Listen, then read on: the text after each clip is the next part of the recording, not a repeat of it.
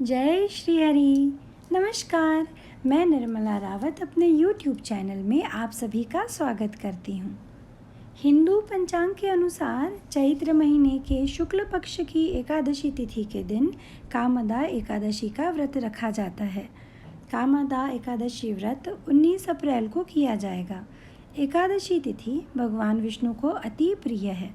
मान्यता है कि जो भक्त श्रद्धापूर्वक कामदा एकादशी का व्रत करते हैं, उनकी सारी मनोकामनाएं पूर्ण होने के साथ उनके सभी पापों का भी नाश हो जाता है। इस एकादशी को फलदा एकादशी के नाम से भी जाना जाता है।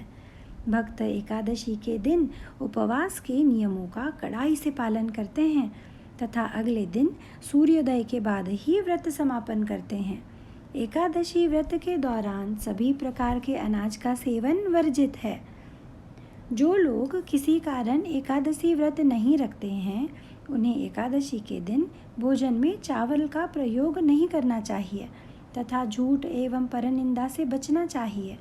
जो व्यक्ति एकादशी के दिन विष्णु सहस्र नाम का पाठ करते हैं, उस पर भगवान विष्णु की विशेष कृपा होती है।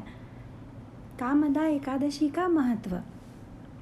पद्म पुराण और अन्य धर्म ग्रंथों के अनुसार कामदा एकादशी का व्रत करने से ब्रह्म हत्या और अनजाने में किए हुए सभी पापों से मुक्ति मिलती है।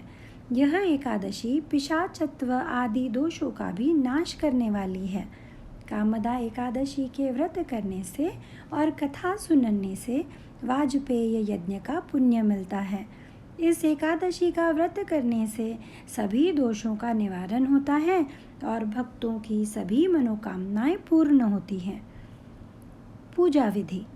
कामदा एकादशी के दिन सुबह जल्दी उठकर स्नान आदि के बाद स्वच्छ वस्त्र धारण करें। हो सके तो पीले वस्त्र धारण करें। इसके बाद व्रत का संकल्प लें। एक लकड़ी की चौकी पर पीला कपड़ा बिछाकर भगवान विष्णु की प्रतिमा या फोटो स्थापित करें। भगवान विष्णु की मूर्ति को ओम नमो भगवते वासुदेवाय नमः मंत्र का उच्चारण करते हुए पंचामृत से स्नान आदि कराकर वस्त्र, चंदन, गंध, अक्षत, पुष्प, तेल, धूप, दीप, नैवेद्य, ऋतुफल, पान, नारियल आदि अर्पित करके कपूर से आरती उतारनी चाहिए। इसमें से अगर आपके पास कोई भी वस्तु ना हो तो कोई बात नहीं, भगवान जी अपना आशीर्वाद हमेशा हम पर बनाए रखते हैं। पूरे भाव से, पूरी श्रद्धा से पूजा ज़रूर कीजिए। इसके बाद कामदा एकादशी की कथा का श्रवण या वाचन करें। धर्मराज युधिष्ठिर कहने लगे, हे भगवान, मैं आपको कोटि कोटि नमन करता हूँ। आप कृपा करके चैत्र शुक्ल एकादशी का क्या नाम है तथा उसकी विधि एवं महात्मा कहिए। भगवान श्री कृष्ण ने कहा, हे धर्मराज, चैत्र मास के शुक्ल पक्ष की एकादशी को कामदा एकादशी के नाम से जाना जाता है। एक समय की बात है, यही प्रश्न राजा दिलीप ने गुरु वशिष्ठ जी से किया था और जो समाधान उन्होंने बतलाया वही मैं तुमसे कह रहा हूँ। कामदा एकादशी व्रत कथा। प्राचीन काल में भोगीपुर नामक एक नगर था। वहाँ पर अनेक ऐश्वर्यों से युक्त पुंडरीक नाम का एक राजा राज्य करता था। भोगीपुर नगर में अनेक अप्सरा, किन्नर तथा गंधर्व वास करते थे। उनमें से एक जगह ललिता और ललित नाम के दो स्त्री पुरुष अत्यंत वैभवशाली घर में निवास करते थे। उन दोनों में अत्यंत स्नेह था, यहाँ तक कि अलग अलग हो जाने पर दोनों व्याकुल हो जाते थे। एक समय पुंडरीक की सभा में अन्य गंधर्वों सहित ललित भी गान कर रहा था। गाते गाते उसको अपनी प्रिय ललिता का ध्यान आ गया और उसका स्वर भंग होने के कारण गाने का स्वरूप बिगड़ गया।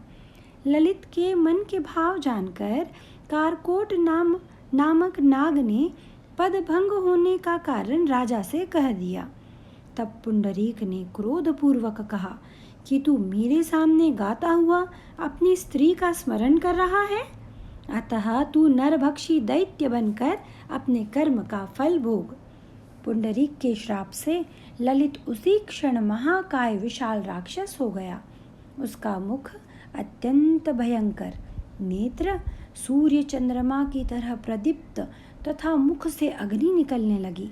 उसकी नाक पर्वत की कंदरा के समान विशाल हो गई और गर्दन पर्वत के समान लगने लगी।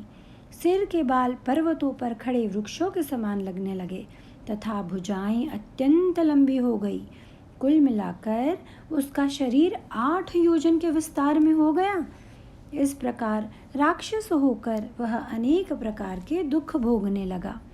जब उसकी प्रियतमा ललिता को यह वृत्तांत मालूम हुआ तो उसे अत्यंत खेद हुआ और वह अपने पति के उद्धार का यत्न सोचने लगी।